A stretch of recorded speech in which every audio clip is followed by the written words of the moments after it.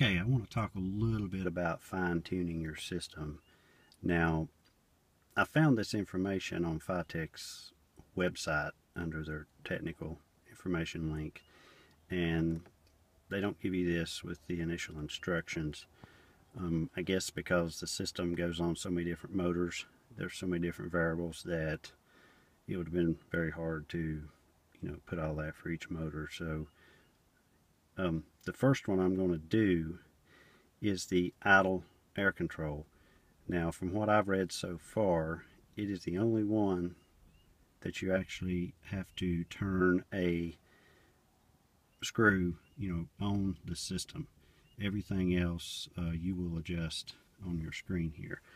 And you can adjust a lot from what I've read on this. You can adjust your cranking fuel pressure, at cold temperature. You can adjust it when it's warm. You can adjust acceleration, fuel pressure, and deceleration, how fast your motor revs down. And basically, I think what they've done, from what I read on this, is it comes from the factory with like some preset values, and then of course once your motor's running, it will adjust from those values. So right now all my values are 0 because it's very hard to do this with the motor running. I'm just going to do them and walk you through what I've had to do to fine-tune mine. So again, the first one we're going to do is called the idle air control. And what you do is you walk outside.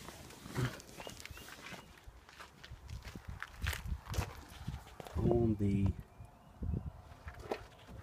unit itself, if you look right there is a screw, and to start with you turn that screw in 1/2 turn, and then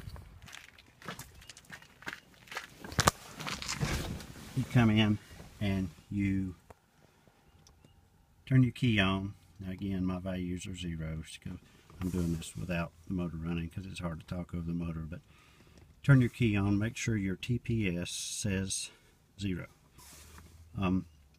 If it doesn't, you're supposed to turn the switch back off till that value that it reads goes away. So you turn your switch back on, you crank the motor up, and then you go down to your IAC steps right there, and that should read between 3 and 10.